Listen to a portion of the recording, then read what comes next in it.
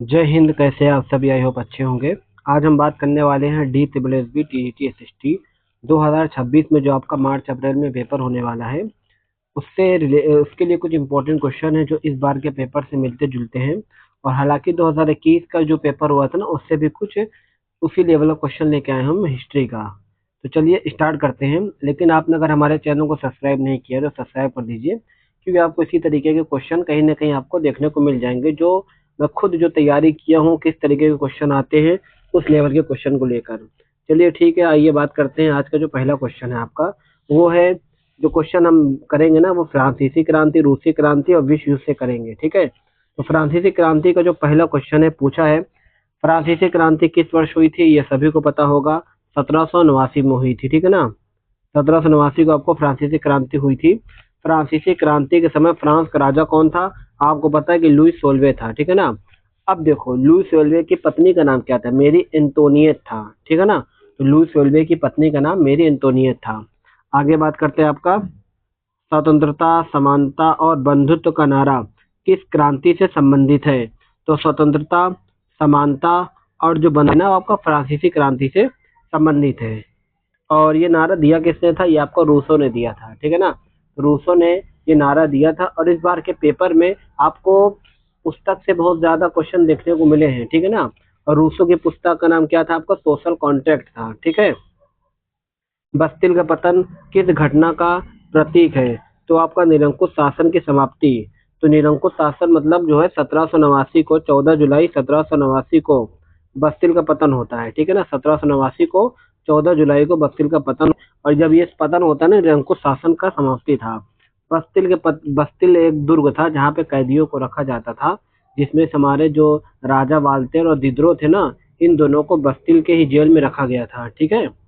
आगे हम बात करते हैं, नेपोलियन बोनापार्ट किस वर्ष फ्रांस का सम्राट बना?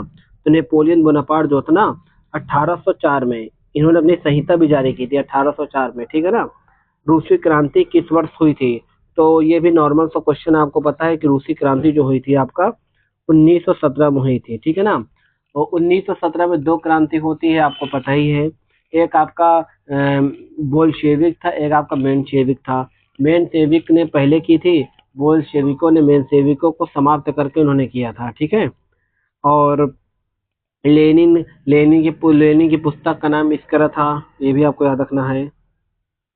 अब बात करते हैं 1917 में रूसी क्रांति के समय रूस का शासक कौन था? तो आपको पता है कि जो रूसी क्रांति हुई थी 1917 में हुई थी, उस समय रूस का शासक जार निकोलस द्वितीय था। ठीक है। अब पूछा खूनी रविवार की घटना। खूनी रविवार की घटना कब होती है? 1905 को होती है। 1905 को फादर गैपन के नेतृत्व में जो है एक जुलूस निकाला जाता है शांतिपूर्वक तरीके से, लेकिन इन पर क्या होता है ना कि गोलियां बरसा दी जाती है। ये आपको याद रखना है। फिर 9वां नंबर का क्वेश्चन है, बोल्शेविक पार्टी के नेता कौन थे? और जो बोल्शेविक की बात कर रहा है, तो ये भी आपको किससे संबंधित है? ये भी आपको रूस की क्रांति से संबंधित है। तो व्लादिमीर लेनिन जो थे ना, बोल्शेविक पार्टी के नेता थे। अक्टूबर क्रांति को जाना जाता है, अक्टूबर क्रांति को बोल्शेविक के नाम से जाना जाता है।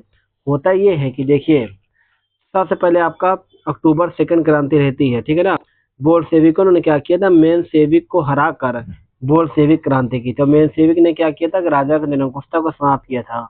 अब बात ये आती है, जो हमारे लेनिन भैया थे ना, लेनिन भैया, ये किन के तरफ थे? तो ये आपके बोल्शेविक की तरफ। कौन थे? लेनिन भैया बोल्शेविक की तरफ थे, ये आपको याद रखना है। ठीक है। अब हम बात कर लेते हैं, आपका प्रथम विश्व युद्ध का कुछ क्वेश्चन है। प्रथम विश्व युद्ध कब प्रारंभ हुआ था? तो प्रथम विश्व युद्ध आपका 1914 में प्रारंभ हुआ था, क्योंकि इसका जो मेन रीजन था ना, ऑस्ट्रिया का जो राजकुमार था, उनकी हत्या कर दी जाती है। ठीक है। प्रथम विश्व युद्ध का तत्कालीन कारण क्या था? ये देखिए आ गया ना, जस्ट अभी मैंने जो बात की थी। तो इसका जो मेन कारण ये था कि आर्कड्यूक फ्रांस कर्नेट की हत्या हो जाती है। हत्या किसने की थी? फिलहाल मुझे ये याद नहीं आ रहा है। आगे हम बात कर लेते हैं कि प्रथम विश्व के दौरान केंद्रीय शक्ति में कौन कौन से देश शामिल थे? देखो, एक धुरी राष्ट्र होती है, ठीक है ना, एक मित्र राष्ट्र होती है। यहाँ बात कर रहा है आपका केंद्रीय शक्तियों के बारे में। तो जो केंद्रीय शक्ति के बारे में बात करें, इसका राइट आंसर होगा जर्मनी, ऑस्ट्रिया, हंगरी और तुर्की। ये आपका केंद्रीय शक्तियां थी। और मित्र राष्ट्र में आपका कौन था? अमेरिका हो गई। ठीक है ना, अमेरिका के अलावा आपका फ्रांस हो गया, रूस हो गया। ठीक है, ये सब आपका मित्र राष्ट्र थे। इंग्लैंड हो गया, ये भी आपका मित्र राष्ट्र में था। हालांकि जो रूस था ना वो पीछे हट जाता है, ब्रेस्टविक की संधि होती है ना, उससे रूस पीछे हट जाता है। ठीक है, हम बात कर लेते हैं। आपका 14 नंबर का क्वेश्चन है, किस संधि के साथ प्रथम विश्व युद्ध का समापन हुआ। ये देखिए क्वेश्चन इंपॉर्टेंट, इस बार कई शिफ्ट में क्वेश्चन देखने को मिले हैं। तो 14 नंबर का जो आंसर होगा वारसाई की संधि। वारसाई की संधि जो थी थोपी गई थी किस पे, जर्मनी पर। जर्मनी के कई सारे क्षेत्र जो छीन लिए गए थे। तो होता ही है कि इससे जर्मनी की आर्थिक स्थिति खराब हो जाती है। इन्हीं सबको देखते हुए आगे चलकर हिटलर का भी उदय हो जाता है, ये भी आपको याद रखना है। राष्ट्रसंघ की स्थापना किस युद्ध के बाद की गई थी। देखो ये आपको याद रखना है, एक राष्ट्र संघ होता है, एक संयुक्त राष्ट्र संघ होता है। राष्ट्र संघ की स्थापना 10 जनवरी 1920 को की गई थी और संयुक्त राष्ट्र संघ की स्थापना आपका 24 अक्टूबर 1945 को की गई थी। लेकिन यहाँ पे क्वेश्चन क्या पूछा है कि राष्ट्र संघ की स्थापना किस युद्ध के बाद हुई थी, प्रथम विश्व युद्ध के बाद हुई थी, और संयुक्त राष्ट्र संघ की स्थापना द्वितीय विश्व युद्ध के बाद हुई थी। ठीक है, अब हम बार बार द्वितीय के बारे में बात करते हैं। द्वितीय विश्व युद्ध का प्रारंभ होता है आपका 1939 से प्रारंभ होता है।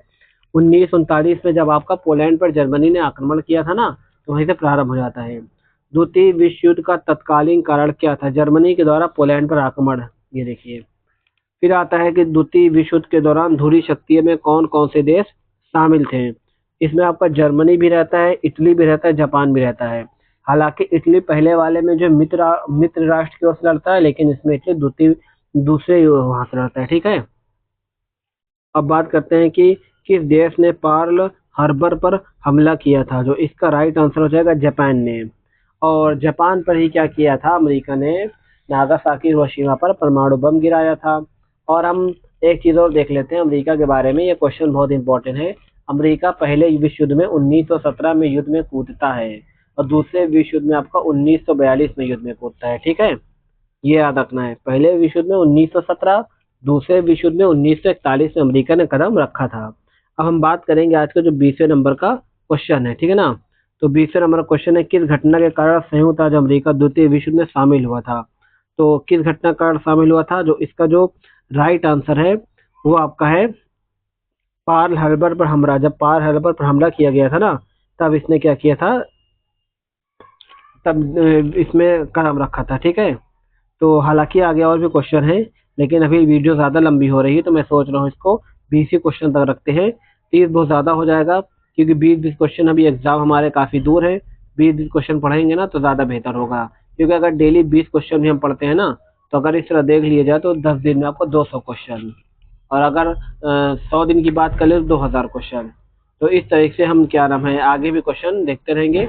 तब तक के लिए हमारे चैनल को लाइक कीजिए, सब्सक्राइब कीजिए। धन्यवाद, क्योंकि आपको इसी तरीके की जानकारी हमारे चैनल पे मिलती रहेगी।